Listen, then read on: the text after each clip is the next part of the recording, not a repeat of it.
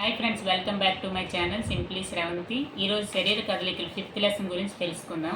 Next 5th lesson శరీర కదలికలు అంటే ఇప్పుడు మనం కూర్చున్నాం అనుకోండి, శ్వాస తీసుకోవడం అవి కూడా కదలికల కిందకే వస్తాయి. నెక్స్ట్ ఈ బాక్స్లు ఉన్నాయి కదా 93 పేజ్లో, అవి ఈ క్లాస్ అంతా అయ్యాక దాన్ని నింపుదాము. నెక్స్ట్ ఇప్పుడు కీళ్ళు అనేవి ఎక్కడ ఉంటాయి అనేసి అంటే మన శరీరంలో 2 భాగాలు ఒకదానితో ఒకటి కలిసి ఉన్నట్లు అనిపించే ప్రదేశాల్లో కీళ్ళు ఉంటాయి కదా. ఈ కీళ్ళు మనకి ఇక్కడ ఎన్ని ఇచ్చాడు? బంతిగిన్నె కీళ్ళు ఇచ్చాడు, బొంగరపు కీళ్ళు ఇచ్చాడు, మడతబంది కీళ్ళు ఇచ్చాడు, కదలని కీళ్ళు ఇచ్చాడు. వీటి గురించి మనం తెలుసుకుందాం. ఇప్పుడు ఫస్ట్ బంతిగిన్నె కీళ్ళు గురించి తెలుసుకుందాం. బంతిగిన్నె కీళ్ళు తయారీలో ఒక నమూనాని పెట్టాడు అనమాట. ఎలా? ఒక గిన్నెలో ఒక కాగితపు గొట్టం తీసుకున్నాడు. అంటే ఇది కాగితపు గొట్టంతో పోలిస్తే ఇది అనేది బాల్ కదా. ఇక్కడ భుజం భాగంలో ఒక ఎముక ఉంటుంది కదా, అది గిన్నెతో పోల్చాడు. ఇప్పుడు గిన్నె భాగంలో ఏముంటుంది? బాల్ ఉంటుంది. ఈ కాగితపు గొట్టం అనేది ఏంటి? ఇది భుజంతో ఇది కాగితపు గొట్టం ఈ చెయ్యితో పోల్చాడు అనమాట. ఇప్పుడు కాగితపు గొట్టం మీ చెయ్యి మరియు బంతి దాని చివరిలో ఊహించుకోండి అని చెప్పాడు. ఇప్పుడు ఈ బాల్ అనేది చుట్టూ తిరుగుతుందా లేదా? ఇప్పుడు ఈ చెయ్యి అనుకోండి, చుట్టూ తిరుగుతుందా లేదా? చుట్టూ తిరిగింది కదా. కాబట్టి బంతి గిన్నె కీలు అనేది చుట్టూ రౌండ్ అనేది తిరుగుతుంది. ఈ అన్ని దిశలు కదలికలకు అనుమతిస్తుందా అని అడిగాడు. అనుమతిస్తుంది కదా, అన్ని దిశల్లో కూడా కదలికలకు అనుమతిస్తుంది. నెక్స్ట్ ఇక్కడ ఉన్నట్టే మనకి ఇక్కడ కూడా ఉంటుంది. ఇది ఈ కాగితపు గొట్టం అనే తోడ భాగంతో పోలిస్తే ఇక్కడ బాల్ ఉంటుంది. నెక్స్ట్ నడుము భాగంలో గిన్నెతో పోల్చాడు. బంతి గిన్నె కీళ్ళు నడుము ఎముక అనేది గిన్నెతో పోల్చాడు. బంతి అనేది ఇక్కడ ఉంటుంది. నెక్స్ట్ తొడ ఎముక ఇది కూడా రౌండ్గా ఎటువైపు అయినా తిరుగుతుంది. దీన్నే బంతి గిన్నె కీళ్ళు అంటారు. ఇక్కడ బంతి గిన్నె కీళ్ళ కింద మనకు బిట్ ఇవ్వచ్చు. చుట్టూ తిరుగుతుందా, అన్ని వైపులో తిరుగుతున్న ఎముక ఏంటి? బంతి గిన్నె కీళ్ళు అని చెప్పాలి. నెక్స్ట్ బొంగరపు కీలు. ఈ బొంగరపు కీలు కూడా మన మెడను తలతో కలిపే కీళ్ళను బొంగరపు కీలు అంటారు. ఇది వృత్తాకారంగా తిప్పగలమా? తిప్పలేము. ఇప్పుడు చుట్టూ మనం మెడ వెనక వైపు కూడా తిప్పగలము. ఇప్పుడు రోబో సినిమా రజనీకాంత్ ఉన్నాడు కదా, అతనైతే తిప్పుతాడు. అలా తిప్పగలమా? మనం తిప్పలేము. అదే ఇది బంతి గిన్నె కీలు అయితే చుట్టూ తిప్పుతాం. ఈ మెడ అనేది వృత్తాకారంగా తిప్పలేము. బొంగరపు కీలు అనేది వృత్తాకారంగా తిప్పలేము. ఇది ఎలా తిప్పగలము? కుడి, ఎడమ, నెక్స్ట్ వెనక్కి, ముందుకి ఇలాగే తిప్పగలము. కాబట్టి దీన్ని బొంగరపు కీళ్ళు అంటారు. ఈ బొంగరపు కీలులో ఒక స్తూపాకారపు ఎముక అనేది ఒక ఉంగరం ఆకారంలో తిరుగుతుంది. అంటే ఉంగరం కూడా రౌండ్గా ఉంటుంది, కానీ రౌండ్ అని వృత్తాకారంలో తిరగదు. వెనక్కి, ముందుకి, కుడికి, ఎడమకి తిరుగుతుంది. ఉంగరం ఆకారంలో తిరిగే ఎముక ఏంటి అని ఇచ్చాడు అనుకోండి, అప్పుడు ఏమని చెప్తాము? ఏ కీలు అని ఇచ్చాడు అనుకోండి, బొంగరపు కీళ్ళు అని చెప్తాం. ఉంగరం ఆకారంలో బొంగరపు కీలులో ఒక స్తూపాకారపు ఎముక, ఏ ఎముక అని ఇవ్వచ్చు. స్తూపాకారపు ఎముక అనేది ఉంగరపు ఆకారంలో తిరుగుతుంది. దీన్నే బొంగరపు కీళ్ళు. బొంగరపు కీళ్ళు అనేవి ఎడమ, కుడి, వెనక, ముందుకు వంచడానికి ఉపయోగపడతాయి. నెక్స్ట్ మడతబంది కీళ్ళు. ఇవి కిటికీ రెక్కలు, తలుపు రెక్కలతో పోల్చవచ్చు. ఇక్కడ ఉంటుంది మడతబంది కీళ్ళు అనేది. ఇలా అనొచ్చు, ఇలా అనొచ్చు. వెనక్కి వెళ్తుందా? వెనక్కి వెళ్తే ఇరిగిపోద్ది. కాబట్టి ఇది 180 degrees యాంగిల్లోనే ఇలా ఇలా ఇలా తిరుగుతుంది అనమాట. ఇక్కడి నుంచి ఇక్కడికే, వెనక్కి వెళ్ళదు. దీన్నే ఏమంటారు? మడతబంది కీళ్ళు అంటారు. ఇక్కడ ఉంటుంది కదా మడతబంది కీళ్ళు, అలాగే మోకాల్లో కూడా మడతబంది కీళ్ళు అన్నది ఉంటుంది. నెక్స్ట్ ఇవి ముందుకు, వెనకకు కదలికలు మాత్రమే అనుమతిస్తుంది. ఇది ముందుకు మరియు వెనకకు కదలికలకు మాత్రమే అనుమతిస్తుంది. ఏంటది? మడతబంది కీళ్ళు. అదే బొంగరపు కీళ్ళు అనేవి ఎలా ఉంటుంది? ఎడమ, కుడి, ముందుకు, వెనక్కి. అదే బంతి గిన్నె కీళ్ళు అయితే ఎటువైపు అయినా చుట్టూ రౌండ్గా తిరుగుతుంది. నెక్స్ట్ కదలని కీళ్ళు. కదలని కీళ్ళు ఎక్కడ ఉంటాయి? మన పుర్రె భాగంలో ఉంటాయి. ఈ కింద దవడ, మళ్ళీ పుర్రె భాగంలో ఉండే కింద దవడ మాత్రం కదులుతుంది, పై దవడ అనేది కదలదు అని ఇచ్చాడు. నెక్స్ట్ అన్ని ఎముకలు మన శరీరానికి ఒక ఆకృతిని ఇవ్వడానికి ఉపయోగపడతాయి కదా. ఇప్పుడు పుట్టిన మానవుని అస్థిపంజరంలో సుమారు 305, చిన్నపిల్లల్లో అయితే 305 ఎముకలతో ఏర్పడుతుంది. అదే యుక్త వయసు రాగానే కొన్ని ఎముకలు అనేవి కలిసిపోయి 206కు తగ్గుతుంది. చిన్నప్పుడు ఎన్ని ఎముకలు ఉంటాయి అంటే 305 అని పెట్టాలి. నెక్స్ట్ పెద్ద యుక్త వయసులో రాగానే ఎన్ని ఎముకలు ఉంటాయంటే 206 అని పెట్టాలి. నెక్స్ట్ చూడండి, ఇదంతా అస్థిపంజర వ్యవస్థ మొత్తం అంతా గురించి. తర్వాత మణికట్టు, చేతి ఎముకలు అని ఇచ్చాడు. చేతి ఎముకలు వీటిని కార్పూల్స్ అని కూడా అంటారు. మణికట్టుకు కిందన వచ్చేవి కార్పూల్స్ అంటారు. ఇవి ఎన్ని ఉంటాయి? ఇంటర్మీడియట్ సెకండ్ ఇయర్లో ఉంటాయి. 14 ఉంటాయి. ఇక్కడ 3, ఇవి 3, ఇవి 3, ఇవి 3, ఇవి 2, మొత్తం 14 ఉన్నాయి. నెక్స్ట్ అవి అయిపోయింది. దీర్ఘంగా శ్వాస తీసుకొని అలాగే కొద్దిసేపు పట్టి ఉంచండి. అదే సమయంలో ఛాతీ మధ్యలో మరియు వీపు వెనుక భాగాన్ని సున్నితంగా నొక్కండి. మీ ఛాతీ ఎముకలు, వెముకను అనుభూతి పొందండి. సాధ్యమైనంత వరకు పక్కటెముకలను, ఛాతీ ఎముకలను లెక్కించండి అని ఇచ్చాడు. నెక్స్ట్ ఉరహ పంజరం. ఉరహ పంజరం అనేది ఎన్ని ఎముకలతో ఏర్పడుతుంది? మధ్యలో ఛాతీ ఎముక ఉంటుంది. ఉరక పంజరానికి ఛాతీ ఎముక ఉంటుంది. నెక్స్ట్ ఛాతీ ఎముక ఏర్పరిచే 12 జతలు ప్రక్కటెముకలు. ప్రక్కటెముకల్ని ఏ ఎముక ఏర్పడుతుంది అంటే ఛాతీ ఎముక. ఛాతీ ఎముక అనేది ప్రక్కటెముకల్ని 12 జతల ప్రక్కటెముకలు. ప్రక్కటెముకలు ఎన్ని అని ఇస్తాడు, 12 జతల 24 అలా ఏవైనా ఇస్తాడు, అప్పుడు చూసుకొని పెట్టాలి. 12 జతలు, ఇటువైపు 12 అటువైపు 12 ప్రక్కటెముకలను ఏర్పరిచే ఎముక ఏంటంటే ఛాతీ ఎముక. నెక్స్ట్ వెన్నుముక, వెనక వైపు వెన్నుముక ఉంటుంది కదా, అవన్నీ కలిసి ఒక పంజరం ఏర్పరుస్తుంది. దాన్నే ఉరక పంజరం అని కూడా అంటారు. ఇప్పుడు ఉరక పంజరం అనేది దేంతో ఏర్పడుతుందని చెప్పొచ్చు, ఛాతీ ఎముక మరియు ఛాతీ ఎముకతో ఏర్పరిచే 12 జతల ప్రక్కటెముకలు, నెక్స్ట్ వెన్నుముకతో ఏర్పడే పంజరాన్ని ఉరక పంజరం అంటారు. ఉరక పంజరం దేనికి ఉపయోగపడుతుంది, కొన్ని ముఖ్యమైన అంతర్గత భాగాలు ఈ పంజరం లోపల రక్షించబడుతూ ఉంటాయి. నెక్స్ట్ చూడండి, వెన్నుముక వేరు, వెన్నుపాము వేరు. వెన్నుముక ఇది చిన్న ఎముకలతో ఏర్పడి ఉంటుంది. వెన్నుముక అనేది చిన్న ఎముకలతో పక్కన ఉంటుంది. వీటిని వెన్నుపూసలు అంటారు. వెన్నుముక ఏటిని ఏర్పరుస్తుంది, ఏ ఎముకల్ని, వెన్నుపూసలను. ఇవి ఎన్ని ఉంటాయి వెన్నుముకలో, దాదాపు 33 వెన్నుపూసలు ఉంటాయంట. అదే పెద్దవారిలో వెన్నుపూసలు 33 ఉంటాయి కదా, పెద్దవారిలో అయితే 26 ఉంటాయి. అవి ఇంటర్మీడియట్ సెకండ్ ఇయర్లో ఉంటాయి. ఎందుకంటే కొన్ని కలిసిపోతాయి. ఎముకలు ఎలాగైతే కీళ్ళు అయితే ఎలా అయితే కలిసి, ఇక్కడ చెప్పాను కదా 306 మానవుల అస్థిపంజరంలో ఎముకలు ఉంటాయి, మళ్ళీ పెద్ద అయితే 206 అయిపోతాయి అన్నాం కదా. ఇక్కడ కూడా వెన్నుపూసలు చిన్నప్పుడు 33 ఉంటాయి, పెద్దవారిలో 26 ఉంటాయి. ఎందుకంటే కొన్ని కలిసిపోయి జతలుగా ఏర్పడతాయి. వెన్నుముక లోపల వెన్నుపూసలు కలిపే దారం వంటి నిర్మాణాన్ని వెన్నుపాము అంటారు. ఇప్పుడు ఇక్కడ డయాగ్రామ్ ఉంది కదా, ఈ మధ్యలో చిన్న దారంగా ఉంటుంది, దాన్ని వెన్నుపాము అంటారు. అది నాడీ వ్యవస్థకు సంబంధించింది. ఇది వెన్నుముక అనేది ఎముకలకు సంబంధించింది. ఆ మధ్యలో వెన్నుపాము ఉంటుంది కదా, అది నాడీ వ్యవస్థకు, అసంకల్పిత ప్రతీకార చర్యకు, మెదడుకు సంబంధం ఉంటుంది కదా, అది వెన్నుపాము. వెన్నుపూసలు వేరు, వెన్నుముక వేరు, వెన్నుపాము వేరు. వెన్నుముక అనేది వెన్నుపూసలను ఏర్పరుస్తుంది. వెన్నుపాము ఎక్కడ ఉంటుంది, వెన్నుముక మధ్యలో ఒక దారం వంటిగా ఉంటుంది, అది నాడీ వ్యవస్థకు సంబంధించింది. నెక్స్ట్ చూస్తే, ఇప్పుడు గోడను గట్టిగా ఒత్తామనుకోండి, భుజాలు ఉన్న చోట ఎముకలు 2 ఎముకలుగా వంగుటాన్ని మనం చెప్పొచ్చు. ఇప్పుడు ఇక్కడ ఏముంటుంది, భుజపటు ఎముక ఉంటుంది కదా, ఇక్కడ కాలర్ బోన్ ఉంటుంది, వెనుక వైపు స్కాపిలా ఉంటుంది, మధ్యలో భుజం ఎముక అనేది ఉంటుంది. అంటే ఏదైనా మనకు ఒత్తడానికి ఉపయోగపడే, గట్టిగా తొయ్యడానికి ఉపయోగపడేది భుజపటు ఎముక అని చెప్పాడు. నెక్స్ట్ కటివలయంలో కూడా మనం కూర్చున్నప్పుడు మన పొట్ట కింద భాగంలో ఆవరించి ఉంటుంది కదా, ఇది కూర్చోవడానికి ఉపయోగపడుతుంది కదా, దాన్ని ఏమంటారు, కటివలయ ఎముకలతో తయారు చేయబడి ఉంటుందంట. శ్రోణి ఎముకలని కూడా అంటారు. అనేక ఎముకలు కలిసి ఏర్పడిన నిర్మాణమే పుర్రె. ఇది శరీరంలో చాలా ముఖ్యమైన మెదడును కప్పి రక్షిస్తుంది. ఇప్పుడు ఈ పుర్రె అనేది ముఖ్యమైన మెదడును రక్షిస్తుంది. మనం అస్థిపంజరంలో వివిధ రకాల ఎముకలు, కీళ్ళు గురించి చర్చించాం, అయిపోయింది. నెక్స్ట్ మృదులాస్థి. చూడండి, మృదులాస్థి కాదు, మన అస్థిపంజరం యొక్క కొన్ని అదనపు భాగాలు ఎముకలు వలె గట్టిగా ఉండవట. కొన్ని ఎముకల వలె గట్టిగా ఉండవు మరియు వంగి ఉంటాయి. వీటినే మృదులాస్థి అంటారు. ఇప్పుడు ఎముక అనేది అస్థి కదా, ఈ మృదులాస్థి అనేది కొంచెం వంగి ఉంటుంది, ఎముకలు వల్ల గట్టిగా ఉండదు. ఇప్పుడు అస్థిపంజర వ్యవస్థ దేంతో నిర్మించబడుతూ ఉంటుంది, కీళ్ళు ఉంటాయి, ఎముకలు ఉంటాయి, మృదులాస్థి ఉంటుంది. ఈ మూడిటి యొక్క కలయికనే అస్థిపంజరం అంటారు. ఏంటంటే కీళ్ళు, ఎముకలు, మృదులాస్థి. మృదులాస్థి కూడా ఇప్పుడు చెవి తమ్మె తీసుకున్నాం, ఇక్కడ కూడా కొంచెం గట్టిగా ఉంటుంది కదా, ఎముకలాగే ఉంటుంది కానీ ఎముక కాదు, దీన్ని మృదులాస్థి అంటారు. నెక్స్ట్ చెవి పై భాగం మృదులాస్థిని కలిగి ఉంటుంది, చెవి తమ్మె కూడా మృదులాస్థిని కలిగి ఉంటుంది.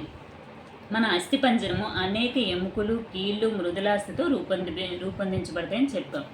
నెక్స్ట్ ఎముకలు కదిలించడానికి 2 కండరాలు కలిసి పనిచేస్తాయి. అంటే ఇప్పుడు ఇక్కడ ఎముక ఉంది, ఈ ఎముకను కదల్చడానికి 2 కండరాలు జతలుగా పనిచేస్తాయి. ఒక కండరం కాదు, 2 ఉండాలి. ఇప్పుడు చూడండి, ఇక్కడ బాగా వినండి. సంకోచించినప్పుడు కండరము పొట్టిగా, దృఢంగా మరియు మందంగా మారుతుంది. ఇది ఎముకను లాగుతుంది. ఇప్పుడు ఇది సంకోచం చెందింది. ఇక్కడ ఉండే కండరం ఏటైంది, పొట్టిగా అయింది, కొంచెం దృఢంగా అయింది, మందంగా మారింది. ఇది ఎముకను లాగుతుంది. ఇది లాగింది కదా, కండరాలు జంటలుగా పనిచేస్తాయి. వాటిలో ఒకటి సంకోచించినప్పుడు, ఇక్కడ సంకోచించింది కదా, ఈ ఎముక ఆ దశలో లాగించబడుతుంది. ఇప్పుడు సంకోచించిన కండరం వైపు ఎముక అనేది వెళ్ళింది. జతలోని మరో కండరము, ఇక్కడ మరో కండరం ఉంది కదా, ఇదేటైంది, సాగింది, సడలింది. ఇది ఎముకను వ్యతిరేక దిశలో కదిలించడానికి సడలిన కండరం ఎముకను దాని అసలు స్థానానికి లాగడానికి సంకోచిస్తుంది. ఇప్పుడు ఇది సంకోచించింది, ఇటు వచ్చింది, మళ్ళీ ఇది సంకోచిస్తే అటు వెళ్ళింది. అలా అని ఏటైంది, ఒక కండరం లాగడం మాత్రమే చేయగలదు, అది నెట్టలేదు. చూడండి, ఒక కండరము లాగడమే చేయగలుగుతుంది, ఇది మళ్ళీ నెట్టుతుంది, అటు నెట్టడానికి మళ్ళీ ఈ కండరమే మళ్ళీ లాగుతుంది. ఇది నెట్టలేదనమాట, ఇది వచ్చింది, ఇది పట్టుకొని వచ్చింది. నెక్స్ట్ ఇది నెట్టడానికి మళ్ళీ ఈ కండరం పనిచేస్తుంది. అంటే ఒక కండరం లాగడం మాత్రమే చేస్తుంది, నెట్టలేదు. ఇప్పుడు ఇది సంకోచించింది, లాగింది, ఇది మళ్ళీ వెనక్కి ఈ కండరమే నెట్టదు, నువ్వు వెళ్ళిపో అని ఈ వెనకున్నే కండరం అనేది లాగుతుంది అనమాట. కదలికకు కండరాలు ఎముకలు ఎల్లప్పుడూ అవసరమా? కదలికలకు కండరాలు ఎల్లప్పుడూ ఎముకలు కూడా అవసరమే. నెక్స్ట్ చూడండి, జంతువుల్లో చలనాలు. ఇప్పుడు వానపాము తీసుకున్నాం అనుకోండి. వానపాము శరీరము ఒక చివర నుంచి మరో చివరకు అనేక వలయాలతో నిర్మించబడి ఉంటాయంట. ఇప్పుడు చూడండి, వానపాములో ఎముకలు లేవు. శరీరాన్ని పొడిగించడానికి, సంకోచించడానికి దీని కండరాలు సహాయపడతాయి. వానపాములో కండరాలు సహాయపడతాయి. కదలికలకు సహాయంలో వానపాము మొదట శరీరం యొక్క ముందు భాగాన్ని విస్తరించి, ఇప్పుడు ఇది వానపాము ఉందనుకోండి, ముందు భాగాన్ని విస్తరించి వెనుక భాగాన్ని నేలని స్థిరంగా ఉంచి, తరువాత ముందు భాగాన్ని స్థిరంగా ఉంచి వెనుక భాగాన్ని విడుదల చేస్తుంది. ఇది శరీరాన్ని తగ్గించి వెనుక భాగాన్ని ముందుకు లాగుతుంది. అంటే ఎలా వెళ్తుందనమాట. ఈ విధంగా అది కొద్ది దూరం ముందుకు కదిలేలా చేస్తుంది. అటువంటి కండరాల వ్యాకోచము, సంకోచాలను పునరావృతం చేయడం వల్ల, అంటే వెనక భాగం నొక్కి ఉంచుతుంది, ముందు భాగం లూజ్ చేస్తుంది, మళ్ళీ వెనక భాగాన్ని ముందుకు తోస్తుంది, ఇలా కదులుతుంది కదా. దాని శరీరం కదలికలకు సహాయపడడానికి జారుడు పదార్థం స్రవిస్తుంది. ఇలా వెళ్ళడానికి జారుడు పదార్థం కూడా ఉపయోగపడుతుంది. నెక్స్ట్ కండరాలు కూడా ఉపయోగపడతాయి. నెక్స్ట్ ఇంకేంటి, తన శరీర భాగానికి నేలను ఎలా అంటిపెట్టుకుని ఉంటుంది. దాని శరీరం కింద పెద్ద సంఖ్యలో చిన్న వెంట్రుకలు వంటి నిర్మాణాలు ఉంటాయంట వానపాముకి. ఇవి కండరాలతో అనుసంధానించబడి ఉంటాయి. ఇవి నేలపై మంచి పట్టును పొందడానికి సహాయపడతాయి. చిన్న చిన్న వెంట్రుకలు ఉంటాయి, నెక్స్ట్ కండరాలు ఉంటాయి. కదలడానికి ఇంకేంటి, కదలికలకు సహాయపడడానికి జారుడు పదార్థం కూడా ఉంటాయి. ఇది వెళ్తున్నప్పుడు మట్టిని తిన్న పదార్థంలో జీర్ణం కాని భాగాన్ని మట్టిలో వదిలివేస్తుంది కదా. అందుకు మొక్కలకు ఇవి ఉపయోగపడతాయి అన్నమాట. అందుకే వీటిని పెంచుతారు పొలాల్లో, అలాంటప్పుడు వేస్తారు కదా, వర్మీ కంపోస్ట్ అంటారు.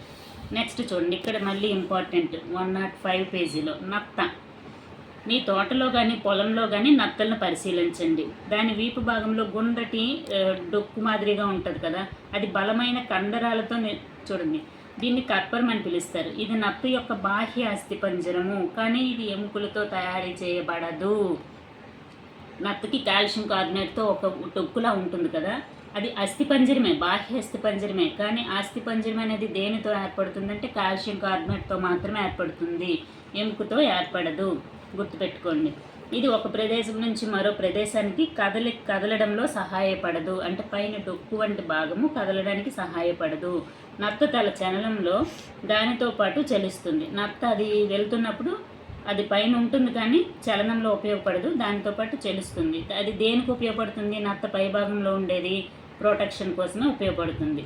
ఇప్పుడు నత్తను తీసుకున్న గాజు గ్లాస్ పైన తీసుకొని కింద నుంచి చూసామనుకో, అప్పుడు ఒక మందపాటి నిర్మాణము నత్త తల కర్పరం నుంచి బయటకు వస్తుందట. మందపాటి నిర్మాణం దాని యొక్క పాదము, ఇది బలమైన కండరాలతో తయారు చేయబడుతుంది. దీని యొక్క పాదం అనేది బలమైన కండరాలతో తయారు చేయబడి, ఇప్పుడు గాజు పలకను జాగ్రత్తగా ఉంచండి. అలల వంటి పాదం యొక్క కదలికలను చూడండి. వానపాముతో పోలిస్తే నత్త కదలిక నెమ్మదిగా లేదా వేగంగా ఉందా? నెమ్మదిగానే ఉంటుంది. కండరాల పాదం అనేది బలమైన కండరాలతో ఏర్పడుతుంది కదా, దాని సహాయంతో అది ముందుకు వెళ్తుంది. నెక్స్ట్ బొద్దింక. ఇది ఆఫ్టర్నూన్ సెషన్లో ఈ క్వశ్చన్ ఇచ్చాడు. ఇక్కడ చూడండి, బొద్దింక నడుస్తాయి, పైకి ఎగురుతాయి, అలాగే గాలిలో కూడా ఎగురుతాయి. బొద్దింకలు నడుస్తాయి, పైకి ఎగురుతాయి, అలాగే గాలిలో కూడా ఎగురుతాయి. వాటికి 3 జతల కాళ్ళు. అక్కడ ఏంటి ఇచ్చాడు? ఆఫ్టర్నూన్ సెషన్లో 3 జతల కాళ్ళని ఇచ్చాడు. నెక్స్ట్ ఇంకా 3 జతల కాళ్ళు ఉంటాయి. ఇవి నడవడానికి సహాయపడతాయి. వీటి శరీరం గట్టిగా ఉన్న బాహ్య అస్థిపంజరంతో కప్పబడి ఉంటుంది. దీని శరీరం అనేది బాహ్య అస్థిపంజరంతో కప్పబడి ఉంటుంది. ఈ బాహ్య అస్థిపంజరం అనేక ఫలకాలతో కలిసి ఏర్పడి కదలికకు సహాయపడుతుంది. బాహ్య అస్థిపంజరం అనేది ఫలకాలతో ఏర్పడి కదలికలకు కూడా సహాయపడుతుంది. ఎన్ని కాళ్ళు ఉంటాయి? 6 కాళ్ళు. ఇటు 3 కాళ్ళు, ఇటు 3 కాళ్ళు. అదే క్వశ్చన్ ఇచ్చాడు. 3 జతల కాళ్ళు ఉంటాయి. ఎన్ని రెక్కలు ఉంటాయి? 2 జతల రెక్కలు. అక్కడ 3 జతల రెక్కల, 2 రెక్కల అలా ఇచ్చాడు. 2 జతల రెక్కలు అంటే 4 రెక్కలు కదా. ఇటు 2, ఇటు 2 జతల రెక్కలు. 2 జతలు అంటే 4 రెక్కలు.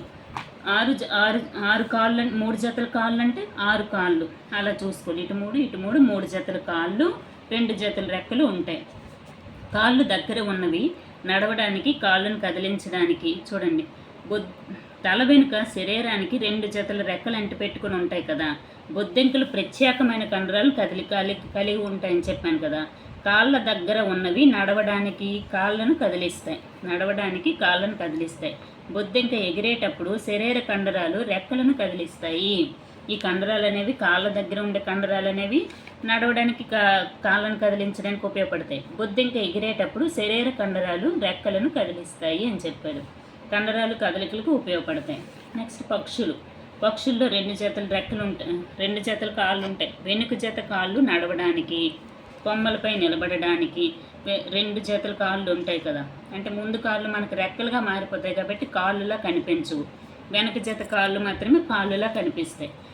చూడండి, వెనుక జత కాళ్ళు నడవడానికి, కొమ్మలపై నిలబడడానికి వీలుగా మార్పు చెందుతుంది. నెక్స్ట్, వాటి ఎముకలు బోలుగా మరియు తేలికగా ఉంటాయి. ఇక్కడ చూడండి, పక్షులు గాలిలో ఎగరడంతో పాటు నేలలో నడుస్తాయి.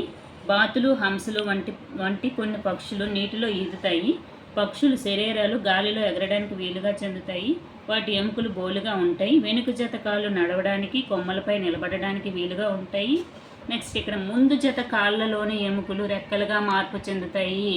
ముందు జత కాళ్ళలోని ఎముకలు అంటే ముందు జత కాళ్ళు అని మనకి పక్షుల్లో కాళ్ళు 2 కాళ్ళే ఉంటాయి అనుకున్నాం కదా. కానీ ఇక్కడ ఏంటి ఇచ్చాడు?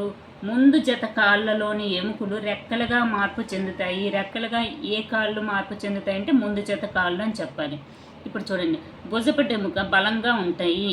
రెక్కలు పైకి మరియు కిందకి ఎగరడానికి ఉపయోగపడే కండరాలను పట్టి ఉంచడానికి అనువుగా ఛాతీ ఎముకలు మార్పు చెంది ఉంటాయి.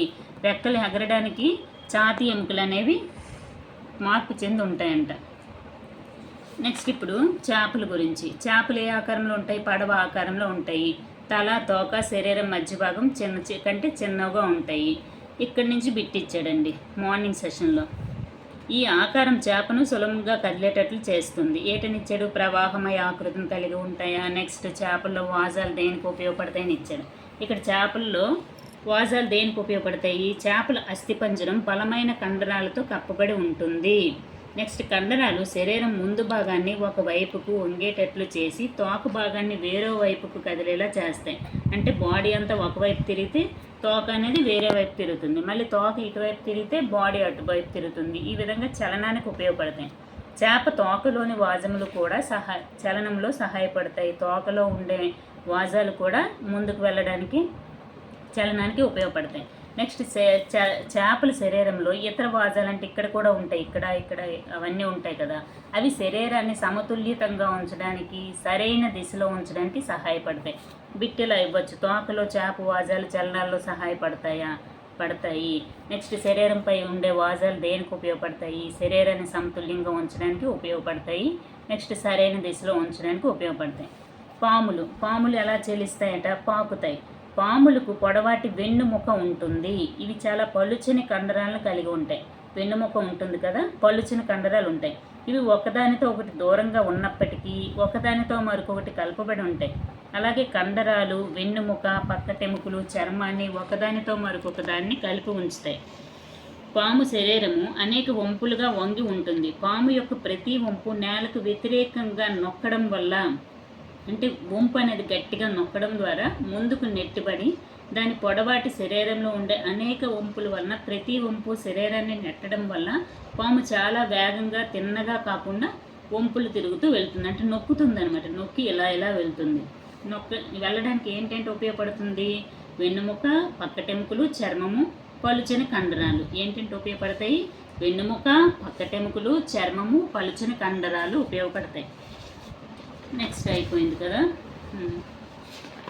ఇక్కడ చూడండి, శరీరము ప్లస్ తోక ప్లస్ తోకవాజాలు చలనంలో సహాయం చేస్తాయి. ఇందులో చేపలలో శరీరము, తోకవాజాలు చలనంలో సహాయపడతాయి. అదే పాములో అయితే వెన్నుముక, పక్కటెముకలు, చర్మము, పలుచని కండరాలు ఉపయోగపడతాయి. నెక్స్ట్ చూడండి, ఇక్కడ అరిస్టాటిల్, ప్రాచీన గ్రీక్ తత్వవేత్త అరిస్టాటిల్ తన పుస్తకం గైడ్ ఆఫ్ యానిమల్స్ అనే ప్రశ్నలను అడిగాడు. వేరువేరు జంతువులు వేరువేరు శరీర భాగాలను ఎందుకు కలిగి ఉంటాయి అంటే ఇక్కడ ఇవ్వచ్చు. అరిస్టాటిల్ అనేది ఏ పుస్తకం తనకు తానే ప్రశ్నలు వేసుకున్నాడని ఇవ్వచ్చు. గైడ్ ఆఫ్ యానిమల్స్ అనేది చెప్పచ్చు. నెక్స్ట్ ఇక్కడ చూడండి, యోగా అనేది ఐక్యరాజ్య సమితి జూన్ 21న అంతర్జాతీయ యోగా దినోత్సవంగా ప్రకటించాడు. నెక్స్ట్, ఎముకలు బలంగా చేయడంలో మరియు ఆస్టియోపోరోసిస్ అనే ఎముక వ్యాధిని దూరం చేయడంలో సహాయపడుతుందంట. యోగాలోని అనేక ఆసనాలు మీ బరువును తగ్గించడంలోనూ, ఎముకలను బలంగా చేయటంలోనూ మరియు ఆస్టియోపోరోసిస్ అనే ఎముకలకు సంబంధించే వ్యాధిని దూరం చేయడంలో కూడా సహాయపడుతుంది. నెక్స్ట్ తీసుకుంటే, బొద్దింకలో ఏంటి ఉపయోగపడతాయి? ఛాతి కండరాలు. అదే పక్షుల్లో ఉంచుతాయి. బొద్దింకలో అయితే ఛాతి కండరాలు ఉపయోగపడతాయి, పక్షుల్లో ఛాతి ఎముకలు. అక్కడ గుర్తుంచుకోండి. నెక్స్ట్ సారాంశంలో కొన్ని ఇంపార్టెంట్ చెప్తాను. బొద్దింకలు శరీరము, కాళ్ళు, బాహ్యాస్థి పంజరాన్ని ఏర్పరిచే గట్టి కవచాలను కలిగి ఉంటాయని చెప్పాం. 3 జతల కాళ్ళు, 2 జతల రెక్కలతో అనుసంధానించబడి ఛాతి కండరాలు బొద్దింక నడవడానికి, ఎగరడానికి సహాయపడతాయి. బొద్దింకలో ఛాతి కండరాలు, నెక్స్ట్ 2 రెక్కల జతలతో అనుసంధానించబడిన ఛాతి కండరాలు బొద్దింక నడవడానికి, ఎగరడానికి సహాయపడతాయి. నత్తలు కండరయుతమైన పాదం సహాయంతో కదులుతాయని చెప్పాను. నెక్స్ట్ బిట్లు చూద్దాం. ఎముకల్లో ఉండే కీళ్ళు శరీరంలోని డ్యాస్కు సహాయపడతాయి కదలికలకు. ఎముకలు మృదులాస్థి కలిసి శరీరం అస్థిపంజరంను ఏర్పరుస్తాయి. మోచేతి దగ్గర ఉండే ఎముకను మడతబందు కీళ్ళతో కలుస్తాయి. డ్యాస్ యొక్క సంకోచం ఎముకలను కదిలించడానికి సహాయపడుతుంది. కండరాల యొక్క సంకోచము చెప్పాను కదా, కండరాల యొక్క సంకోచం 2 కండరాలు పనిచేస్తాయి కదా, అది ఎముకలను కదిలించడానికి ఉపయోగపడతాయి. నెక్స్ట్, మృదులాస్థి ఎముకల కంటే గట్టిగా ఉంటాయా? ఉండవు, మెత్తగా ఉంటాయి. వేళ్లలో ఎముకలకు కీళ్ళు ఉంటాయా? వేళ్లలోని ఎముకలకు కీళ్ళు ఉండవని ఇచ్చాడు. ఉంటాయి, వేళ్లలో ఎముకలకు కీళ్ళు ఉంటాయి. ముంజేతిలో 2 ఎముకలు ఉంటాయి, ముంజేతిలో 2 ఎముకలు ఉండవు. మణిబంధాస్థికలు ఇక్కడ 8 ఉంటాయి, కరబాస్తులు 5 ఉంటాయి. ఇప్పుడు మణిబంధాస్థికలు అంటే ఇక్కడ ఇవి 8 ఉంటాయి, ఇక్కడ కరబాస్తులు అంటే 5 ఉంటాయి. అరచేతివి మొత్తం 14, మొత్తం 27 ఎముకలు ఉంటాయి.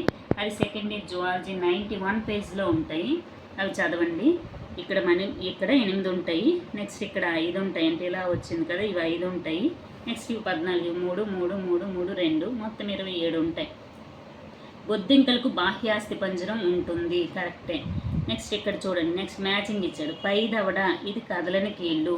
చేపలో శరీరంపై వాజాలు ఉంటాయి. ప్రక్కటెముకలు గుండెను రక్షిస్తాయి. నత్త బాహ్యాస్థి పంజరం ఉంటుంది. బొద్దింక గాలిలో ఎగరగలదు. నెక్స్ట్ పెట్టండి. పంతికిన్ని కీళ్ళు అంటేటి పంతి వంటి కీళ్ళను కలిగినది. పుర్రిలో కదిలే ఎముక ఏది? కింది దవడ. మనం మోచేతిని వెనుకకు మడవలేము. ఎందుకు? మడతబంది కీళ్ళు ఉంటాయి కాబట్టి మోచేతిని వెనక్కి మడవలేము, మడిస్తే ఇరిగిపోద్ది. అంతే, అయిపోయింది ఈ లెసన్. ఈ లెసన్ కొంచెం కష్టంగా ఉంటుంది. వీడియో నచ్చితే లైక్ చేయండి, షేర్ చేయండి, సబ్స్క్రైబ్ చేయండి. ఇది కొంచెం కష్టంగా ఉంటే రెండోసారి వినండి, అర్థమైపోతుంది. ఏమైనా తప్పులు ఉంటే కామెంట్ బాక్స్లో కామెంట్ పెట్టండి, చెప్తాను. నెక్స్ట్ లైవ్ క్లాస్ తీసుకుంటాను కదా, అప్పుడు ఇవన్నిటి గురించి మళ్ళీ నీట్గా చెప్తాను.